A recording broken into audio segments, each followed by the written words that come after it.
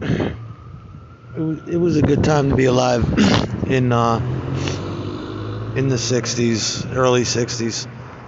The entire decade of the 60s, it was a good time to be alive. Why people like Andy Warhol were important is yeah, he did nothing original.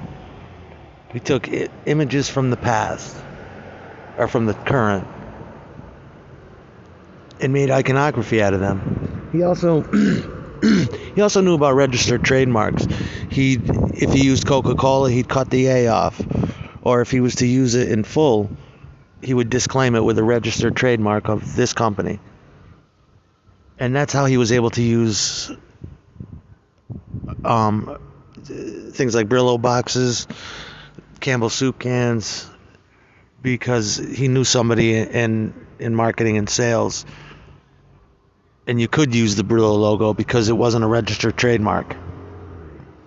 The name Brillo was, but it wasn't protected by that. He did shocking things. He used still images of people's suicides, shit like that. Take photographs of the electric chair. Things like that get forgotten that he did that were really good. He had a photograph of a woman jumping off the Empire State Building in midair. It's like if somebody took, and I'm sure somebody did, an image of all those people holding hands jumping out of the world, on 9/11, jumping out the windows, holding hands on the way down. I bet you somewhere some sick fucker is using that for an album cover, because I would.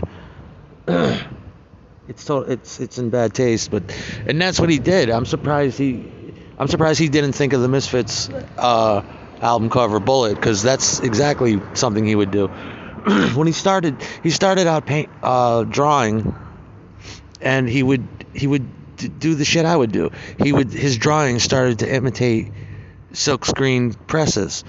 And then finally he worked his way up to silk screens, and that blew his fucking mind, because you can make a triple pass on. You take a negative image and you grind paint over it, and then you lay another screen down and you do it again and add third colors. He started doing like the famous Marilyn Monroe. He painted her makeup on first, and he painted the lips first, and then silk screened over the image. I'm not sure what effect that gives, but that's what gives it the offset effect. And he would do multiples of that. As the screen degraded, the silk screen degraded and filled up with paint, it becomes less usable, and you could see the degradation of Marilyn, of the Marilyns he did. He did like 20 of them together, and with each pass, her eyes would look different, and there's subtle differences. It's how to master art. Each one is unique. That's the allure of the silkscreen, is that each one is unique. No two are alike. And you could see Marilyn degrade, and then you could see when he gets a new silkscreen and variations in the paint, and he even did black and white ones. That's by doing that, I mean, he worked kind of backward, because his silkscreen was a negative image. That's the beautiful thing about Warhol. And Warhol, while he was getting tired of silkscreening, the advent of home video came out. Not really home video, but home. If you're a rich man, you could get a little camera, and that's precisely what Warhol did with his money. In fact, I think he won his first camera, or someone gave it to him, first prize in an art competition or something. I'm not sure. It was a Norelco, one of the first handheld home, cameras ever. And what he did was he would load his Kodak film in that thing, and the ability imagine being so high on speed every day, and then a creative dam breaks, and all of a sudden you're making films now. He did Horses. He did Poor Little Rich Girl. He did a bunch of them. But he did the one of the guy eating a mushroom. He would play with the camera's speed, record it at a higher speed, and then when it played back in theaters, it gave this semi-real, semi-slow motion effect. And no one had ever done that. You couldn't go to a theater to see his shit, but you could, yeah, it was the same as adult films. And he was working his way into doing that. That's what they were doing in the factory. You could just see it. Yeah, I mean, it became and then eventually he moved out of the firehouse and it became the factory. Just a whole mess of transvestites and drug addicts that would help him do his shit.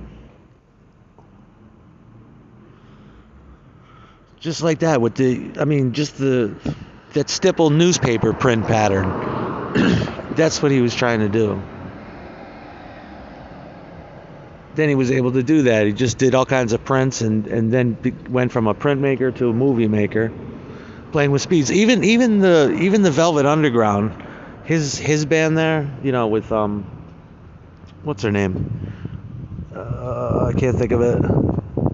But Lou Reed and the Velvet Underground. Even when you listen to songs like Heroin or you listen to Venus and Furs, Milibot and Furs, you hear that they're also playing with tape speeds. The drum they're using is a cardboard box that was recorded at a fast speed and it plays back ultra slow. Shit like that. It's also a manifestation of things being out of place and out of time.